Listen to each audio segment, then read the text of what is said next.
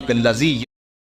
جو یتیم کو دھکے دیا کرتے تھے، ارائیت الذی یکذب بالدین فذلک الذی یدع الیتیم،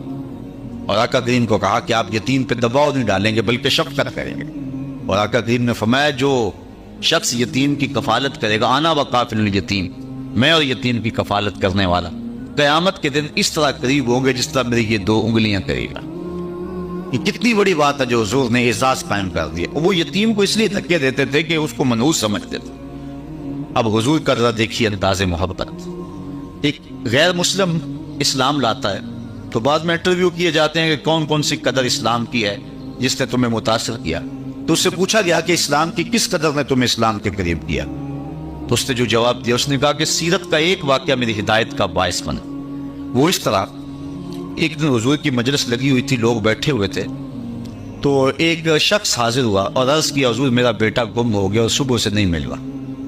میں آپ کی خدمت میں اس لیے حاضر ہوا ہوں کہ دعا کریں کہ وہ مل جائے، میں الگ پریشان ہوں، اس کی ماں الگ تڑپ رہی ہے۔ قبل اس سے کہ حضور دعا کے لیے ہاتھ اٹھاتے، مجلس کے دوسرے کونے میں ایک شخص اٹھ کے کھڑا ہو گیا جو ابھی آیا تھا، کہنے لگا حضور میں ابھی آیا ہوں، میں نے فلاں باغ میں اس کے بیٹے کو بچوں کے ساتھ کھیلتا ہوا دیکھا۔ جب باپ نے سنا تو ابھی ہاتھ اٹھے نہیں تھے کہ کام بن گیا، اس نے دوڑ لگا دی، آقا فرمائے سے بلاؤ، بلایا گیا، کہا بڑی جلدی ہے حضور، آپ جانتے ہیں ایک باپ کے جذبات کیا ہوتے ہیں، تو میں ضرور جاؤ، میں تمہیں نہیں روکتا، لیکن میری صرف ایک بات یاد رکھنا، جب باغ کے کنارے جاؤ تو وہاں بچوں کو اکٹھا کھیلتے ہوئے دیکھو، تمہارا بچہ تمہیں نظر آ جائے تو اس کو بیٹا کہہ کے آواز نہ دینا، اس کو نام لے کے اسے پکار۔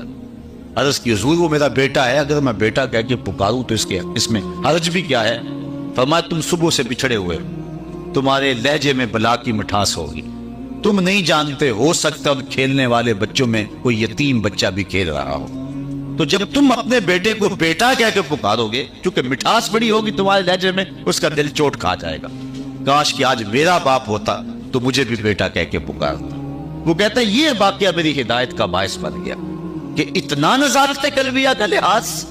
کہ کہا یہ اسلام کا مزاج ہے، بیوہ کے سامنے اپنی بیوی سے پیار نہ کرو، غریب کے سامنے اپنی دولت کی نمائش نہ کرو،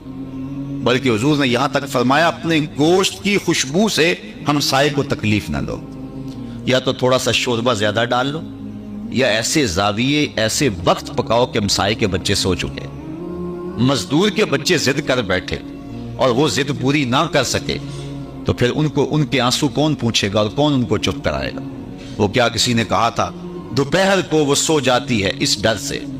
دوپہر کو وہ بچوں کو سلا دیتی ہے اس ڈر سے، گلی میں پھر کھلونے بیچنے والا نہ آ جائے۔ کبھی ان لوگوں کے دکھ بھی ہم نے سمجھے ہوئے ہوتے۔ ہماری حالت تو یہ ہے کہ ہمارے دیہاتوں میں رواج ہے کہ جب کوئی شخص اپنی بیٹی کو رخصت کرتا ہے تو اس کا جہیز چارپائیوں پہ بچھا دیتے ہیں، اور پھر ایک بندے کو پیغام دیا جاتا ہے ایک عورت کو، جاؤ پوری بستی میں بتاؤ کہ ہماری بیٹی کا جہیز دیکھ جائے۔ اس کو ہم دیہاتی زبان کے اندر رسم وکھالہ کہتے ہیں۔ دیا تو اپنی بیٹی کو ہے، لوگوں کو دکھلا رہے ہیں داد وصول کرنے کے لیے کہ بڑا جی حد کر دی، کمال ہوگی، ہم نے تو داد دے دی۔ 4 دن تندوروں پر چوپالوں میں یہی بات ہوئی، لیکن یہ نہ سوچا کہ تمہاری بیٹی کا جہیز دیکھنے کے لیے بیوہ